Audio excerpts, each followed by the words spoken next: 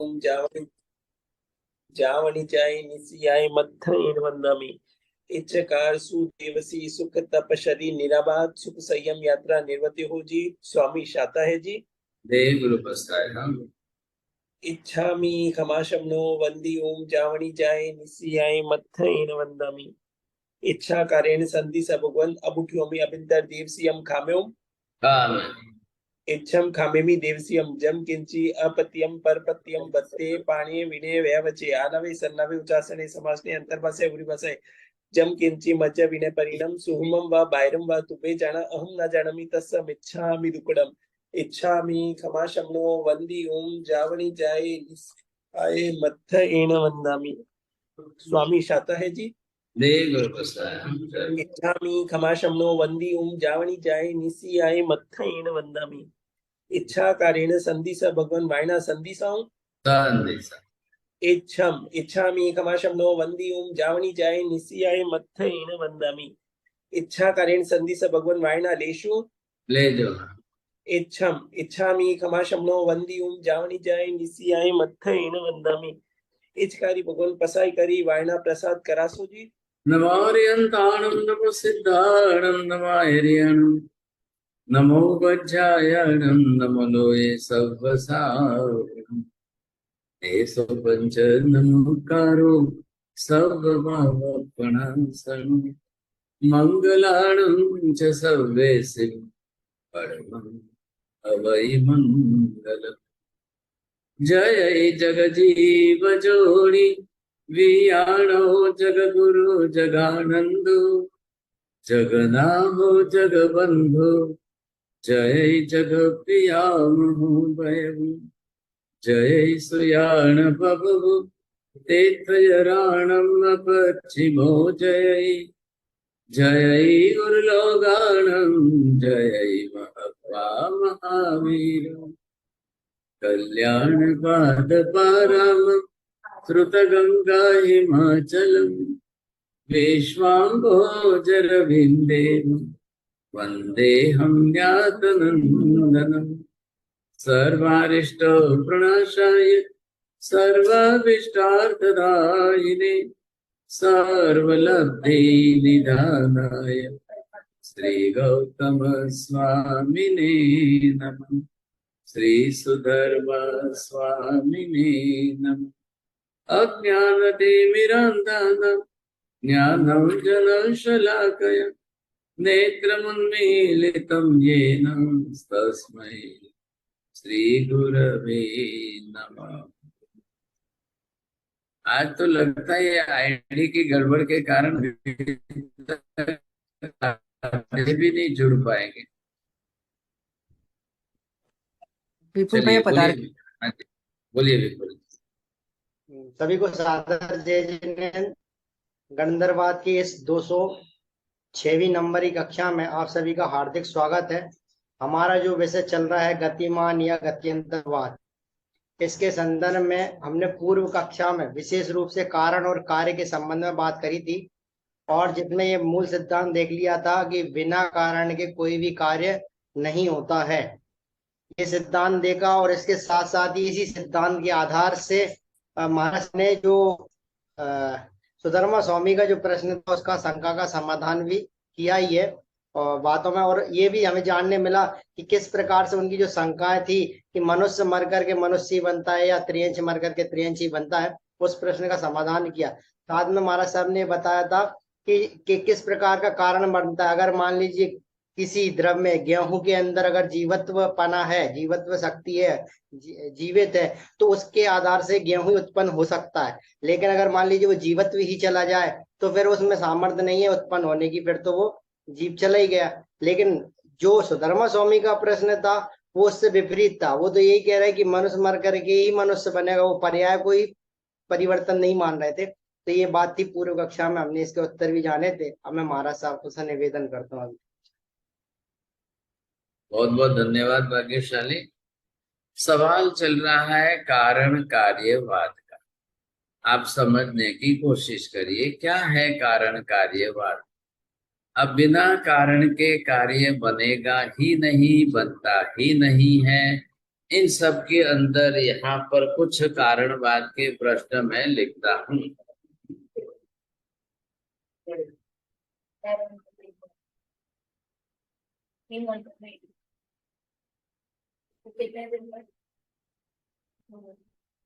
तो यहाँ पर आप जैसे देखेंगे, मैं कारण कार्यवाद की विचारणा कर रहा हूँ।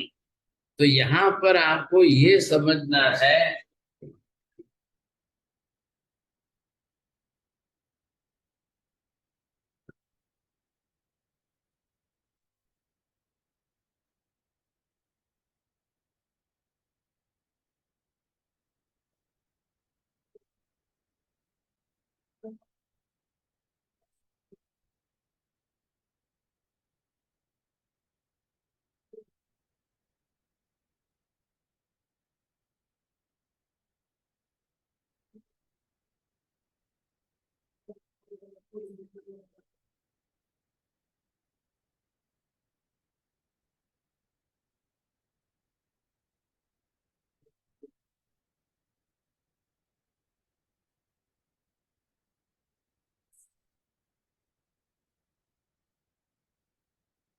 हाँ जी, पढ़िए विपुल जी। देखिए, दो दो में से सही गलत क्या लग रहा है आपको?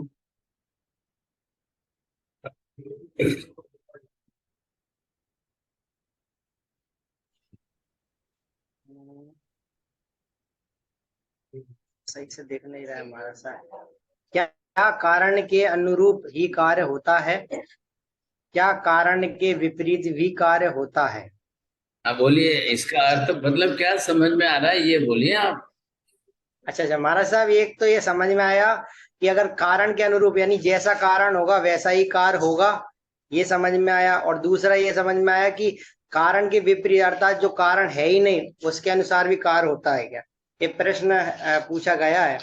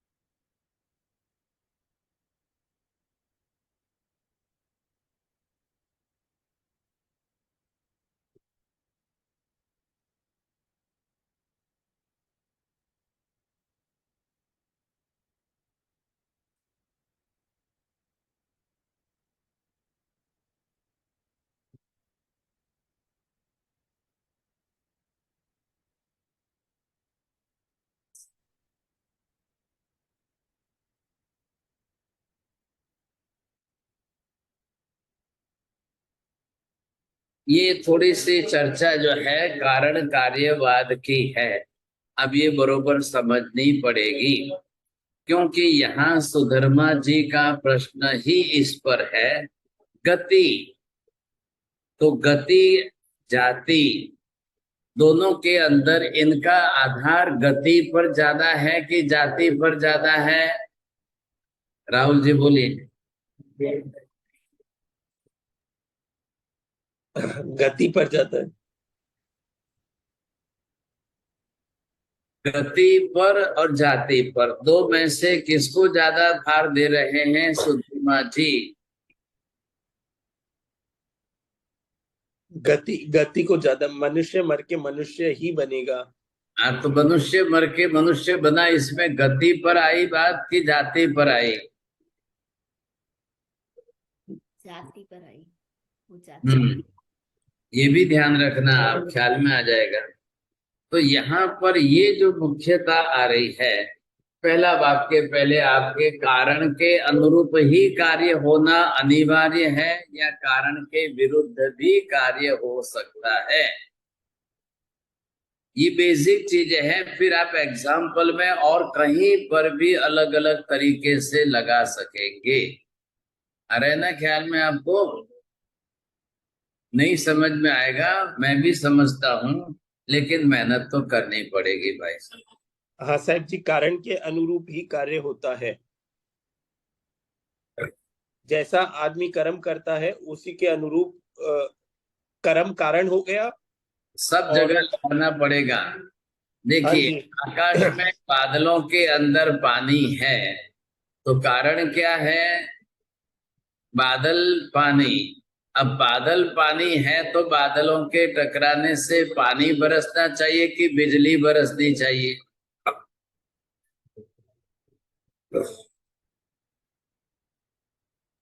टकराने से बिजली होनी चाहिए।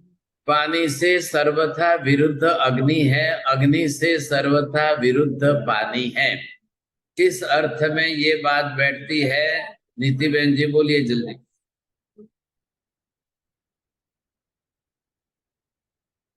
नहीं महाराज साहब। अच्छी बात है, चलो बोलो हंसा बहन।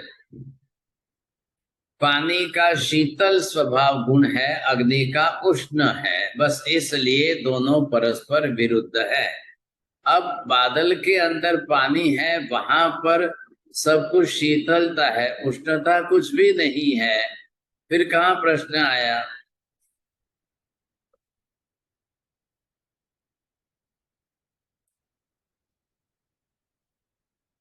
बोलिए क्यों उष्णता के? बादल में पानी है, पानी की शीतलता है, कारणवाद बैठाइए। बादल के पानी की कारणता को लेकर कार्य के अंदर अग्नि का मतलब वहां पर कैसे बैठा रहे हैं आप? महाराज साहब वहां पर कारण के विपरीत भी कार्य हो रहा है। हाँ, ये बात है ना। अब कारण के तो क्या ये जगत की व्यवस्था गलत है? दोनों बात ध्यान रखना, कहाँ कारण कार्य किस तरह से है, तो इसका हमें ये पूरी तरह से ख्याल आ जाएगा। ये जरूरी नहीं है कि कारण के अनुरूप ही कार्य हो, हाँ होता भी है और विपरीत भी हो सकता है। दोनों बात है कि नहीं, समझे कि नहीं? तो यहाँ पर किस समय किसके लिए, किसके कारण किसके साथ, ये दोनों हो जाएगा। पित्त प्रकृति वाले के लिए शीतल गुण वाले लिक्विड पदार्थ ही औषधि का काम करेंगे। इससे विपरीत उष्ण स्पर्शी उष्ण गुणधर्म वाले पदार्थ और पित्त प्रकोप बढ़ा देंगे। तो क्या हुआ इसमें? कार्य कारण भाव का कौन सा नियम बैठा?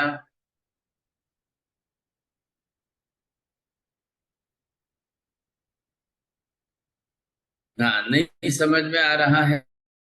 पहला हुआ गुरुजी, पहला। कार्य कारण भाव का संबंध बैठाइए। कारणवाद कार्यवाद दोनों की समीक्षा क्या है? पित्त प्रकोप ज्वलनशील है और उसके लिए गुड़ का पानी जो है विरुद्ध गुणधर्म वाला है, इसलिए उसकी औषधि बन जाएगा। आ रहा है ख्याल में? लेकिन कफ जो है उसके लिए गुड़ का पानी और कफ कारक बन जाएगा, कफ बढ़ाने वाला बन जाएगा। तो क्या करना है?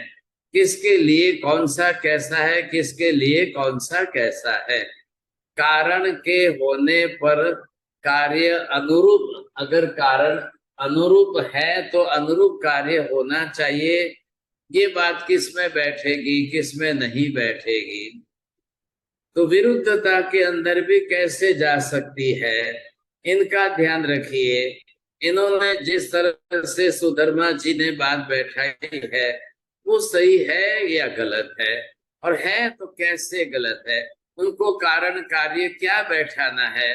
पुरुष मर के पुरुष ही बनता है, स्त्री मरकर स्त्री ही बनती है, पशु मरकर पशु ही बनता है। तो इसमें कौन सा नियम बैठ रहा है, पहला कि दूसरा? कारण के अनुरूप कार्य है कि कारणवाद बैठा रहे हैं कि नहीं बैठा रहे हैं, ये भी उनको पूछा जा रहा है कि आप क्या कर रहे हो, बताइए। आप पुरुष वर के पुरुष ही बने, स्त्री स्त्री ही बने, तो उसमें क्या है, कारण मानते हो कि नहीं मानते हो? क्या बात समझ में आई माता जी? बोलिए।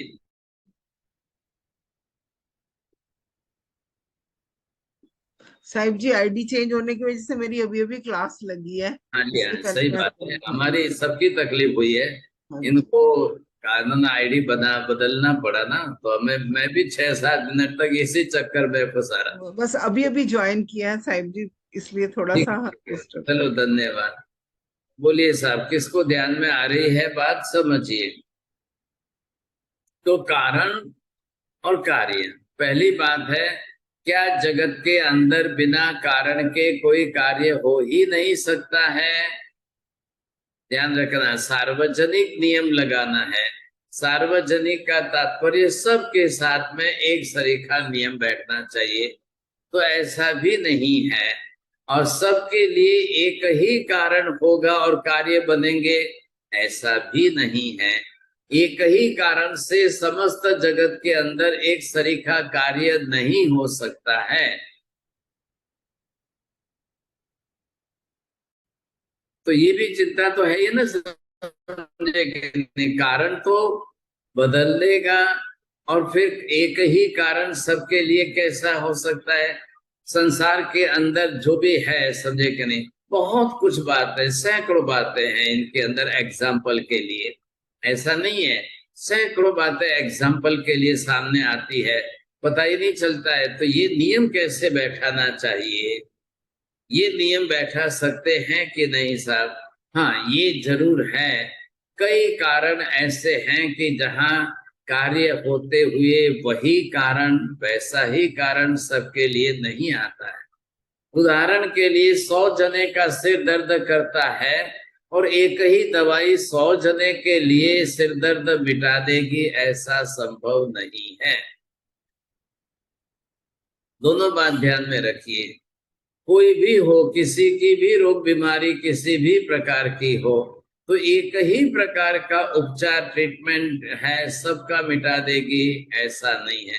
लोग इस तरीके से चलाना चाहते हैं पब्लिसिटी, इस तरह से एस्प्रो एनासिन, हेडेक मिट जाएगा। आप हेडेक है, एस्प्रो एनासिन लो। अब सब जने इस बात को समझ करके एस्प्रो एनासिन लेते जाएंगे, हेडेक मिटेगा सर? नहीं मिटेगा, क्योंकि headache itself is not the disease, it is a symptom of the disease. And if doctor is giving the treatment according to the symptom, not according to the roots of the disease, then it will be not cure at all. आप समझ रहे हैं इस बात को? And the whole allopathy, which is based on the symptomology, so it says, this says only the symptoms.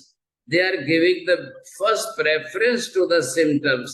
They are not going under the roots of the disease, what type of the disease. So that's why the diagnosis is more important. Hahnemann says that you should not treat the symptoms, but you go to treat the original root of the disease. ये आयुर्वेद भी कहेगा, एक सरीखे सिर दर्द नहीं होते हैं। वातज रोग अलग है, पित्तज रोग अलग है, कफज रोग अलग है। अब कफ के कारण होने वाला सिर दर्द, सर्दी जुकाम आदि वालों को होता है वो, और कॉम्प्लिकेशन कब होता है कि दोनों मिक्स हो जाए तब। या तो अकेले वात की ट्रीटमेंट करना आसान है, या अकेले पित्त वाले की ट्रीटमेंट करना आसान है, but when it combines both the thing, ये साथ में दोनों जुड़ जाए, तब आपके लिए वेरी डिफिकल्ट होता है। अब इनकी ट्रीटमेंट कैसे की जाए, तो ये हमको थोड़ा समझना पड़ेगा। हाँ, यहाँ पर क्या चल रहा है ध्यान दीजिए। सुधर्मा जी को प्रश्न पूछा गया है, पुरुष मर के पुरुष ही होता है, स्त्री स्त्री ही होती है, पशु पशु इसमें आप कारणवाद को बीच में मानते हो कि नहीं मानते हो, ये बताइए। कारण अनिवार्य रूप से बीच में होना जरूरी है कि नहीं है तो आप क्या कारण मानते हो? छोड़िए जी, आपको मूल में थोड़ा सा ध्यान हो तो क्या हुआ है, पर्यूषण का अवकाश काफी ज्यादा दिनों का निकल गया तो लोगों ने थोड़ा सा ध्यान नहीं दिया, शब्द विषय के ऊपर जो है वो ध्यान नहीं गया। तो आगम के अंदर विशेष आवश्यक भाष्य में वहां पर उनके शब्दों में कारण क्या दे रहे हैं? पुरुष मरकरी, हाँ। सपुरुषो, हाँ जी, सपुरुषो दह्यते, वो वहां कह रहे हैं कि मरने वाले को उसके मलमूत्र के साथ जलाया जाए तो, और सियाल मरने वाले को बिना मलमूत्र वाले साफ सफाई शुद्धि करके जलाया जाए तो वो कहते हैं पुरुषो वह पुरुषत्व अश्नुते, नहीं, और मलमूत्र आदि के साथ जलाया जाए तो श्रृगालो ऐसे जायते, तो वही पुरुष मरकर श्रृगाल बन जाएगा सब। भाई साहब, ये कारण कौन सा है बीच में आ रहा है? सपुरुषो दह्यते, ये कोई बड़ा कारण लग रहा है आपको? पुरुष की मृत्यु दोनों की हुई है, इसकी भी हुई, इसकी भी हुई है।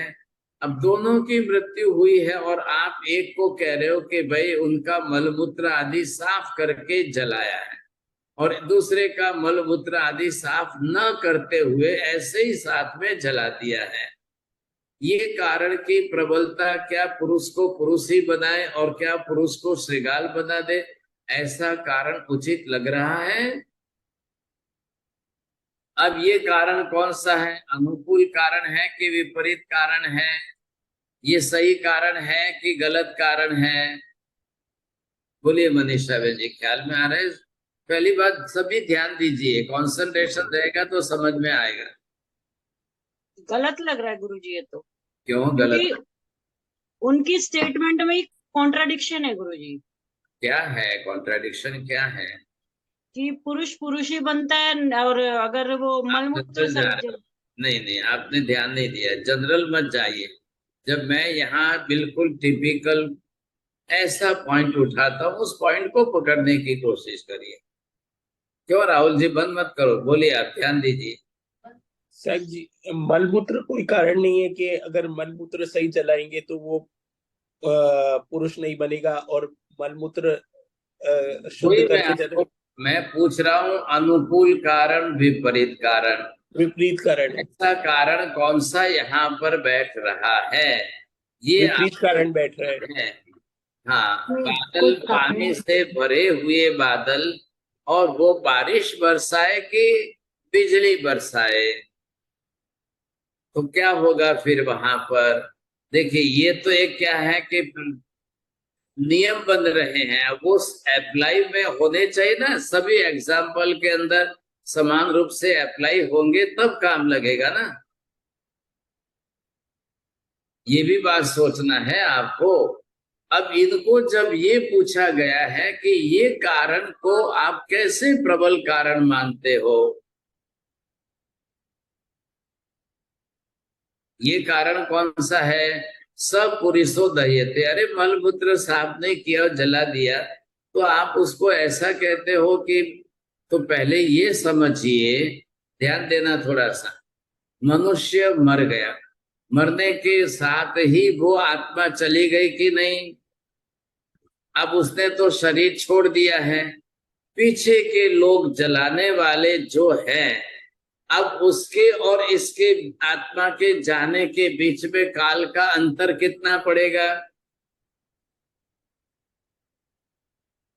कोई आज जलावे, कोई कल जलावे, अग्नि संस्कार करना है, अब उसमें उसके रिश्तेदार आवे, घर में परिचित कोई हो, सब मिले आए, तब की बात है। एक परिवार के अंदर से शुक्रवार को घर के सभी जो है घूमने फिरने के लिए चले गए, सैटरडे संडे को छुट्टी थी 2 दिन, तो घर में एक बुजुर्ग व्यक्ति अकेले थे, और उन लोगों ने शुक्रवार की शाम को जैसे ऑफिस से आए, सब घूमने के लिए बाहर निकल गए। कोई हिल स्टेशन पर जाना था और उन्होंने बोला कि हम सोमवार को आ ही जाएंगे, समझे कि नहीं। पिताजी ने कोई चिंता व्यक्त नहीं की, चलो भाई ठीक है, जो हूं जैसा हूं वैसा है, ख्याल है कि नहीं। शुक्रवार को शाम को 6-7 बजे घर के लोग सब निकल गए। ये बुजुर्ग अकेले घर में हैं। रात को 2 बजे इनको हार्ट अटैक आया और 1 सेकंड में खत्म हो गए, श्वास बंद हो गई साहब। अब वो जो घूमने गए हैं वो कब आएंगे? वो आएंगे मंडे को, बोल के गए हैं। मंडे को उनके 10 बजे के ऑफिस का टाइम है, मंडे को सुबह में आएंगे साहब। अब संडे सैटरडे जाएगा, संडे जाएगा, 2 दिन गए साहब, और डेड बॉडी घर में पिताजी की ऐसे ही पड़ी हुई है। कोई घर में ही नहीं है साहब, सब घूमने के लिए चले गए हैं। अब वो जब मंडे को सुबह में 9 बजे घर आए, अब जब देखा कि दरवाजा बंद है, नहीं खोल रहे हैं साहब। अब उन्होंने बहुत कुछ किया तो मन में शंका आई, फिर जाकर के कारपेंटर को बुलाया, दरवाजा कटाया। कटा करके जब अंदर घर में गए तो पिताजी की ये स्थिति देख करके उन्होंने डॉक्टर को बुलाया। डॉक्टर ने आके कहा, मूर्ख हो तुम लोग, मर के भी इनको 2 दिन बीत गए हैं, अब बुलाते हो आप? अब बुलाने का मतलब क्या है, समझे कि नहीं? नहीं डॉक्टर साहब, हम हॉस्पिटल लेके आवे क्या? अरे भैया, थोड़े मूर्ख तो मत बनो ना।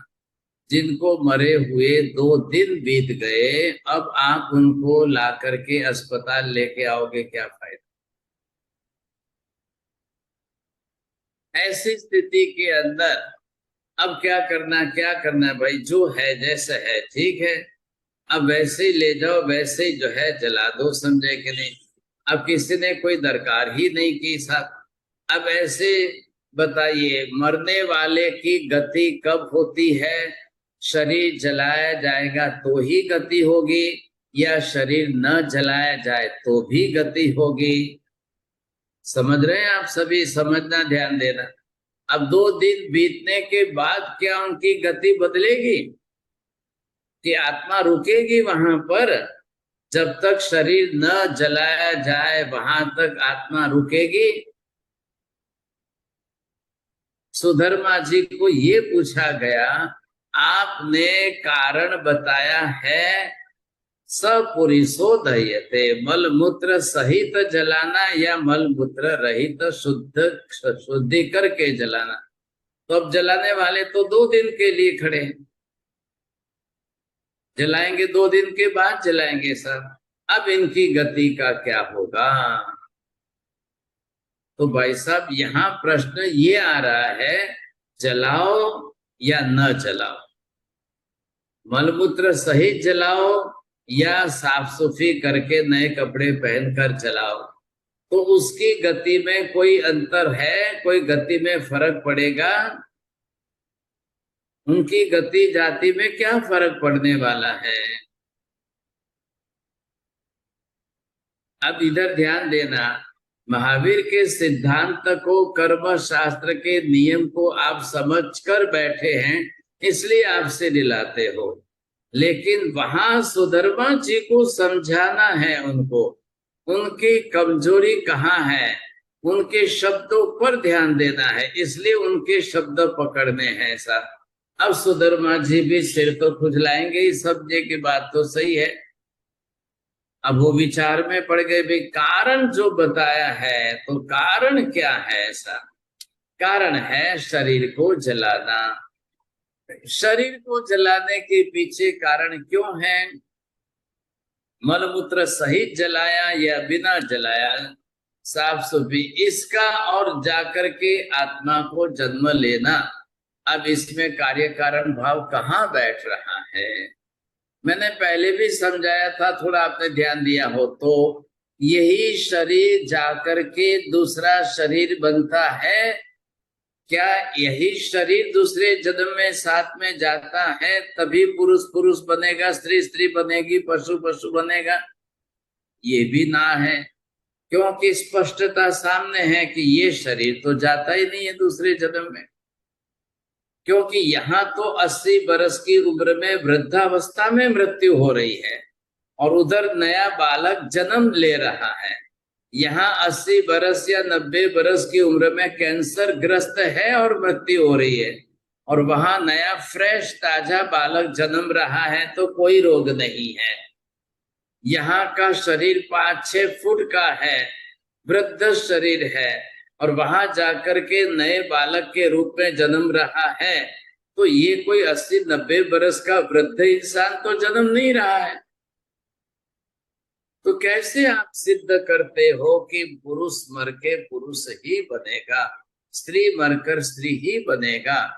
अब दूसरी बात इंपॉर्टेंट क्या है, मर कर ये शब्द बीच में लिया गया है।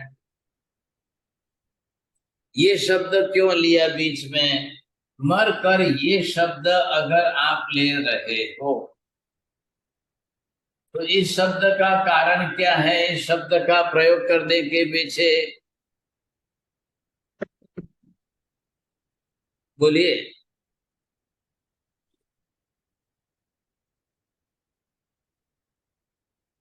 क्या हो गया है, बोलिए ना माता जी।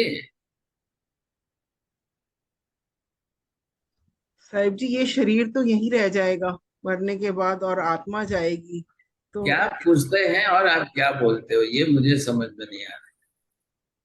शब्द क्या है, इसका प्रश्न इसका बनाया है ना, मर कर ये शब्द का प्रयोग क्यों करना है? बोलिए जैन साहब। महाराज साहब आयुष्क्रम पूरा हो गया और वो मर गई, तो मतलब फिर आत्मा चली गई। हाँ जी, बिना मरे तो जीव जा ही नहीं सकता है, इसलिए मरना अनिवार्य है। मृत्यु तो होगी तब जाकर के वो दूसरा शरीर धारण करेगा। कोई भी किसी भी जीव के लिए ध्यान रखना, इधर सुधर्मा जी है और सामने महावीर स्वामी है। सुधर्मा जी शंका वाले हैं जो वेद वाक्य के आधार चल रहे हैं, वो सर्वज्ञ नहीं है और महावीर सर्वज्ञ है। महावीर को उत्तर देना है, वो सर्वव्यापी उत्तर देना है। ध्यान दीजिए, महावीर को जो उत्तर देना है वो सर्वव्यापी उत्तर देना है। ऐसा ना हो जाए कि महावीर उत्तर कहीं दे और जगत के किसी भी व्यवस्था में वो उत्तर बाधक बन जाए या सिद्धांत न बने या गलत हो जाए। ऐसा होना ही नहीं चाहिए। यदि ऐसा होता है तो वो सर्वज्ञ किस बात के हैं? फिर वो सर्वज्ञ क्यों कहलाएंगे? आ रहा है ध्यान में? यहाँ पर क्या है, महावीर सर्वज्ञ है। अब यहाँ पर सीधे कह रहे हैं कि मर कर शब्द का प्रयोग आपने किया है। क्यों किया है? नहीं करो तो कह रहे हैं ना कि भाई पुरुष को मलमूत्र सहित या रहित, अगर इंसान मरा नहीं है तो मलमूत्र स्वयं ही अपना साफ कर लेगा, तो फिर जलाने का सवाल ही नहीं खड़ा होगा। और जलाएंगे नहीं, समझे कि नहीं, क्योंकि मरा ही नहीं है। मरना और जलाना दो अलग अलग क्रिया है, ध्यान रखना। अब कोई लोग जो नहीं जलाते हैं तो वो जमीन में गाड़ देते हैं, तो क्या होगा फिर? वहां क्या होगा? कोविड के टाइम, कोरोना के पेंडेमिक के अंदर हजारों लाखों लोगों को ऐसे ही जो है खाली एक कॉस्ट्यूम में जो है बैग में बांध करके ही जमीन के अंदर डाल दिया, और वो भी एक साथ में 50, 100, 200, 500 डेड बॉडीज एक साथ में यूं ही जमीन के अंदर डाल करके और ऊपर जो है वापस मिट्टी डाल दी, बस हो गया काम। क्या करेंगे सब? जो जलाने वाले थे उन्होंने अपनी तरह से अग्नि संस्कार करके जलाया है। तो इसका मतलब क्या हो गया? तो ये बात जब सुधर्मा जी को पूछी जा रही है तो पूछने पर सुधर्मा जी की तरफ से सही उत्तर नहीं मिल रहा है। कहां से मिलेगा? सुधर्मा जी सर्वज्ञ नहीं है। क्या वो वेद पाठी है? और वेद के अंदर कॉन्ट्राडिक्टरी स्टेटमेंट दोनों तरफ से अलग अलग प्रकार के आ गए, इसके लिए वो कंफ्यूजन में आ गए। और ये इसलिए डाउट उनका उधर निर्माण हुआ है। अब क्या करना, इधर ये स्टेटमेंट, इधर ये स्टेटमेंट आ गया। तो यहाँ कह रहे हैं पहले कार्य कारणवाद की समीक्षा, ये हमारी और 2-4 क्लास चलने वाली है। ये जो नियम आप लिख लेना, सभी पॉइंट्स अभी और भी है आगे, जो भी मुझे ध्यान में आएगा मैं लिखूंगा, और फिर आप उसको नोट्स करके खुद उसके ऊपर सोचना, और उसके ऊपर एग्जाम्पल कौन सा सेट कर सकते हो, वैसे एग्जाम्पल बनाने की भी कोशिश करना। तो इसको थोड़ा सा होमवर्क कहते हैं। ध्यान रखिए चौड़िया जी, ये जो चल रही है ना टोटल लॉजिकल क्लास, और इसमें लॉजिक्स के अंदर हाई फिलॉसफी भी है, लॉजिक्स के अंदर रीजन भी है, और आपको एक एक शब्द पर बरोबर पकड़ करके चलना है। आपने एक शब्द इधर उधर कर दिया तो जो स्टेटमेंट होता है उसका लॉजिक टूट जाता है। बात इतनी सी है। और इधर जो है सुधर्मा भी कम नहीं है, पंडित है, लेकिन भले ही पंडित हो, उनको जब सामने सत्य सामने आता है, सत्य के यथार्थ प्रश्न पूछे जाते हैं तो तकलीफ हो रही है। आ रहे ना ध्यान में आपको? सुधर्मा जी जो भी है उनकी चिंता नहीं है भाई, वो तो अपनी तरह से वेद पाठी है और सर्वज्ञ नहीं है, तो कॉन्ट्राडिक्टरी स्टेटमेंट आने पर हमारे जैसे भी कंफ्यूज हो जाते हैं, इसमें बड़ी बात नहीं है। जिम्मेदारी महावीर की है, बहुत बड़ी रिस्पॉन्सिबिलिटी जो है। क्यों जिम्मेदारी है? क्योंकि जो स्टेटमेंट देंगे, जो भी जवाब देंगे, वो सिद्धांत बनने वाला। सुधर्मा जी का स्टेटमेंट सिद्धांत नहीं बन रहा है, उन्होंने अपनी तरह से सिद्धांत बना करके मान लिया है पुरुष पुरुष ही बनेगा, स्त्री स्त्री ही बनेगी, लेकिन ऐसा जरूरी नहीं होता है। अब ये जरूर बनाने जाओ तो प्रत्यक्ष से संसार के व्यवहार में ही विरोधाभास आएगा। स्त्री अपने शरीर से पुरुष को भी जन्म दे रही है, स्त्री अपने शरीर से स्त्री शरीरधारी को भी जन्म दे रही है, स्त्री अपने शरीर से नपुंसक देहधारी ट्रांसजेंडर को भी जन्म दे रही है। तो ये कारण कहाँ बैठेगा? एक ही पति पत्नी है और एक ही पति पत्नी तीनों को अलग अलग जन्म दे रहे हैं। और कई परिवार में तो आपने देखे भी है, कई परिवारों के अंदर बेटे ही बेटे हैं, कई परिवारों में बेटियां ही बेटियां हैं। खुद स्त्री होते हुए, चाहते हुए भी एक तो बेटी चाहिए ना, एक तो बेटी चाहिए, लेकिन नहीं हुई उनको। दोनों ही बेटे हुए, 3 ही बेटे हुए, 4 ही बेटे हुए। अब इसका क्या कारण है? चलो ये तो दुनिया के व्यवहार में, संसार में रोज हम समझते हैं। एक परिवार हमको मिला था, उनके परिवार में से उन्होंने बात बताया 6 बेटियां हैं, 6 या 7 बोला था फिगर। तो उसमें से माँ ने 2 बेटी के साथ तो दीक्षा ली, पहले 2 बेटी को दीक्षा दी थी, लेनी थी, उनको भाव बने थे। उसके बाद में 2-3 बेटियों को इच्छा नहीं थी तो उनको उनकी शादी करा दी, चलो भाई। और फिर माँ ने भी दीक्षा ले ली।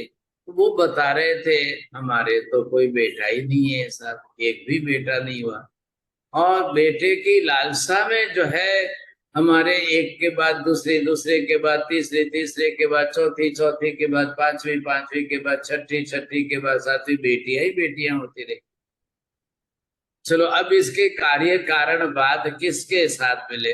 कार्य तो हुआ, बेटियां जन्मी, ये तो कार्य तो हो चुका है, अब कारण ढूंढ के लाना है। कार्य हमेशा प्रत्यक्ष में सामने आता है, कारण प्रत्यक्ष में सामने नहीं दिखाई देता है, तब जाकर कारण ढूंढना पड़ता है। धुआं दिखाई देता है, आग नहीं दिखाई देती है, लेकिन क्या बिना आग के धुआं निकलता है? तो आपको कारण क्या है? आग है, कारण नहीं दिखाई दी, लेकिन धुआं तो दिखाई दिया है। अब धुआं दिखाई दिया है तो कारण ढूंढना पड़ेगा। तो ऑलवेज जनरली जो है कार्य कई बार दिखाई देता है, कारण नहीं दिखाई देता है, तो अनुमान करके कारण को बैठाया जाता है। और जब कारण दिखाई देता और कार्य नहीं दिखाई देता है तो वहां पर कार्य का अनुमान करके बैठाया जाता है। ये लॉजिक की दोनों तरफ की सिस्टम अलग अलग है, ध्यान देना। तो यहाँ क्या हुआ है, धुआं देख करके जो नहीं दिख रही है उस अग्नि का संबंध जोड़ करके कार्य के पीछे कारण को अनिवार्य बैठाना पड़ेगा। तो नहीं दिख रहा है तो भी कारण क्यों दिखाया वहां पर कारण, क्योंकि जब जब भी धुआं निकलता है तब बिना आग के नहीं निकलता है, आग होनी जरूरी है। तो इसलिए कहा है जहां जहां धुआं होता है वहां अग्नि अनिवार्य होती है। लेकिन अपोजिट बोल दो तो जहां आग होती है वहां धुआं अनिवार्य होता है, ऐसा नीति बहन जी है सही की गलत? जी भाई साहब, ऐसा अनिवार्य नहीं है। क्यों? क्योंकि जैसे हमारे साहब हम घर में कुकिंग करते हैं, वो आग जलाते हैं तो उसमें धुआं नहीं होता है। वेरी गुड, बहुत धन्यवाद। चलो, है ना समझदार। देखो सब जने बरोबर एग्जाम्पल ढूंढने की कोशिश करना और साथ में कारण भी पकड़ने की कोशिश करना। अब यहाँ पर क्या करना, यहाँ क्या समझना है, वहां क्या था, आग और धुएं का, आग का धुएं के साथ अनिवार्य संबंध है कि धुएं का आग के साथ अनिवार्य संबंध है? मीना बहन जी बोलिए।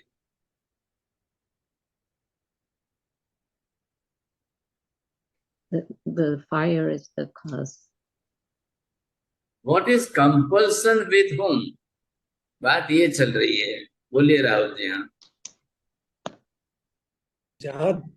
जहाँ धुआं होगा वहां आग होगी ही होगी। तो मैंने आग मतलब आपको ये बोलना है धुएं का आग के साथ में कंपल्सन है, आग का धुएं के साथ में कंपल्सन नहीं है। Use this type of language properly. अब आपको ये ख्याल आएगा। तो यहाँ पर क्या है, यहाँ पर पुरुष मर के पुरुष ही बने और पुरुष मर के श्रृगाल बने या स्त्री मर के स्त्री ही बने, उसमें कारण क्या मिल रहा है आपको? कौन सा कारण बता रहे हो आप? जो यूनिवर्सल लॉ होना चाहिए, परमानेंट प्रिंसिपल होना चाहिए, ऐसा कारण बताइए। आ रहा है ध्यान में आपको? तो ये पहले देखना है, समझिए आप। यूनिवर्सल फॉर्मूला क्या है?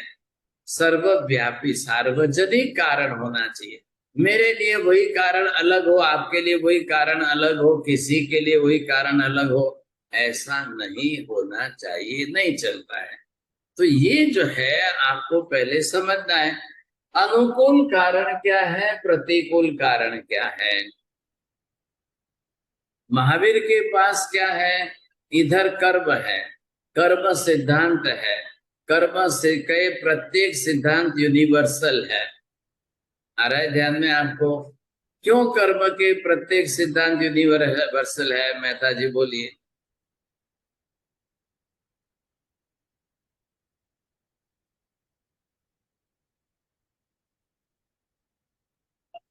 चलिए, नहीं ख्याल में आया। सिद्धांत हमेशा यूनिवर्सल ही होते हैं सर। नहीं, क्यों वो क्यों ऐसा मैं पूछ रहा हूं तो जवाब दीजिए ना। कर्म के सिद्धांत यूनिवर्सल हमेशा क्यों रहते हैं? सबको वो लागू करते हैं, वो समान लागू होते हैं। कर्म की थ्योरी के सिद्धांत संसार के समस्त जीवों को अप्लाई हो रहे हैं और संसार में जीवों की संख्या अनंत है और सबने कर्म बांधे हुए हैं। तो यूनिवर्सल फॉर्म में कर्म के सिद्धांत सबके साथ एक सरीके लागू। आ रही बात ध्यान में?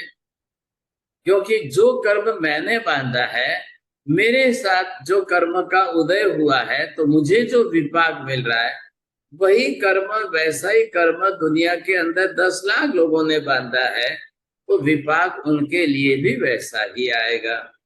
अब मेरे कर्म के हिसाब से दूसरों के कर्म में 19-20 है, तीसरे के साथ में 20-21 है, चौथे के और थोड़े से भी परसेंटेज में कम ज्यादा है, तो उनके सब्जेक्ट में रिजल्ट अलग प्रकार का आएगा, मेरे में अलग प्रकार का रिजल्ट आएगा, ध्यान देना। यही तो है संजय। अब ये क्या बना रहे हैं, ये भी यूनिवर्सल फॉर्म बना रहे हैं। जो भी पुरुष मरे, जितने भी पुरुष मरे, मल मूत्र आदि साफ करके उनको जला दो तो सभी पुरुष ही पुरुष बनेंगे साहब। अब जिनको मल मूत्र के साथ नहीं जलाओगे उनका क्या होगा, और सिर्फ सबका क्या होगा? तो ये सारे प्रिंसिपल यूनिवर्सल नहीं बन पा रहे, ये नियम जो है परमानेंट भी नहीं बन पा रहे, यूनिवर्सल भी नहीं बन पा रहे। ध्यान दीजिए, केवल ज्ञानियों ने कर्म के सिद्धांत जो बनाए, एक तरफ व्यापक होकर यूनिवर्सल हुए और दूसरी तरफ त्रैकालिक होकर परमानेंट हो गए। अरे ये बात ध्यान में, त्रैकालिक होकर परमानेंट हो गए, जो अनंत भूतकाल में हुए थे वर्तमान में हो रहे हैं, भविष्य में होंगे साहब। देखिए अभी अभी पर्यूषण में हमने कल्प सूत्र वगैरह पढ़ा है। कल्प सूत्र में और किसी का एग्जाम्पल नहीं, लेकिन महावीर की लाइफ का खुद का एग्जाम्पल लिया गया। तो जो नियम महावीर के लिए लागू हुए, उनके साथ जो कर्म, जैसे कर्म उनके साथ लागू हुए, वो हमारे साथ भी हो रहे हैं सर, बिल्कुल हो रहे हैं सर। आज की तारीख में दुनिया के अंदर लाखों लोग, बच्चे जो है मेंटली रिटार्डेड हैं। मेंटली रिटार्डेड की संख्या इस समय लाखों की है, ब्लाइंड की संख्या करोड़ों की है, डम्ब एंड डीफ की संख्या करोड़ों की है। ये क्यों है? क्योंकि कर्म के सिद्धांत उनके लिए यूनिफॉर्मल चल रहे हैं और त्रैकालिक चल रहे हैं। हजारों हजारों लाखों लाखों करोड़ों वर्षों के पहले भी ब्लाइंड होते थे, डम्ब एंड डीफ होते थे, आज भी हो रहे हैं, इन फ्यूचर के अंदर भी होते ही रहेंगे। कोई ये कह दे कि नहीं नहीं देखो मैं ऐसा जादू कर दूं कि दुनिया में कोई ब्लाइंड होगा ही नहीं, भाई साहब ऐसा कुछ नहीं होता है, कोई नहीं कर सकता है। ये कर्म के नियम है, कर्म के सिद्धांत है, जो चल रहे हैं वो चल रहे हैं, ये परमानेंसी है। इस पर थोड़ा गौर से सोचना है। अभी कल हमारी इसी क्लास के अंदर इसी कारण कार्यवाद, ये डिस्कशन इस बेसिक सब्जेक्ट पर है। बोलिए साहब, पूछिए प्रश्न। हाँ राहुल जी बोलो। साहब जी, जैसे आप ये सुधर्मा स्वामी जी कह रहे हैं पुरुष मरकर पुरुष ही बनेगा, अगर उसके मल मूत्र और साफ कर दिए जाए, तो इसका क्या मतलब हुआ? मतलब ये हुआ कि दो स्टेटमेंट इनको मिले हैं वेद पढ़ते समय, और एक का ये और एक का ये, तो दोनों के कारण भाई साहब कंफ्यूज हुए हैं, इसलिए इनकी शंका हुई है, बस और कुछ नहीं है। इनकी तरफ से इतना ही विषय सामने आ रहा है। तो ये इस आधार पर आपने पुरुष वर के पुरुष ही बनेगा, स्त्री मर के स्त्री ही बनेगी, ऐसा नियम आपने कैसे बना लिया? ये हमने पूछा है उनको, उन्होंने अपनी तरह से वेद के श्लोक पढ़ करके अर्थ बैठा दिया है, बात इतनी सी है।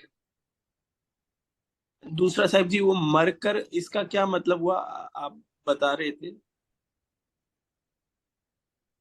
बिना मरे होगा क्या? पुरुष वैसे ही कैसे पुरुष बन जाएगा?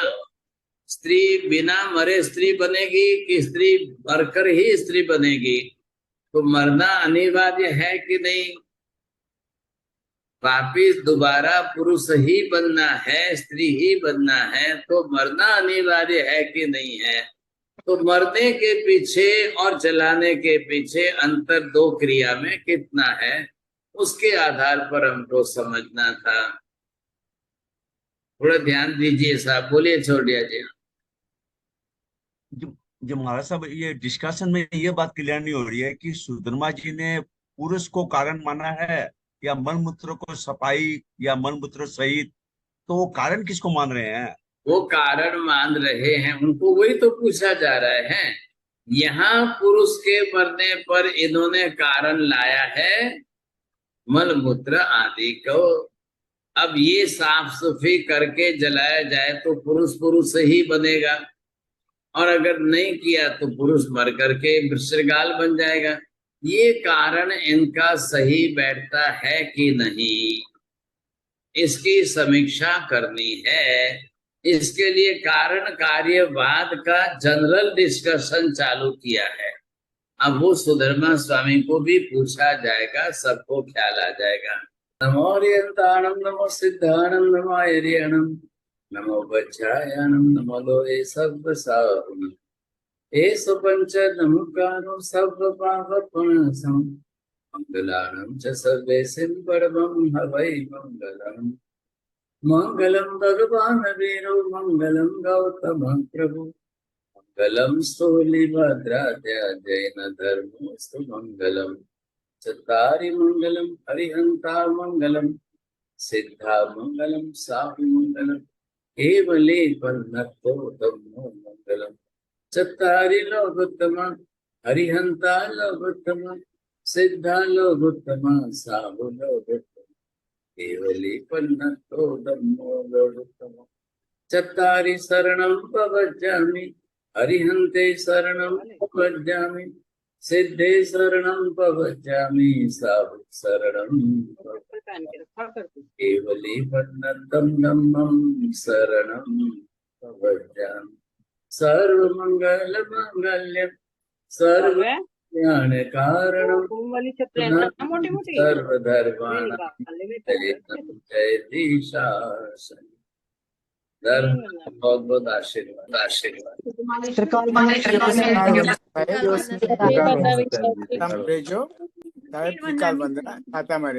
धर्म बहुत आशीर्वाद।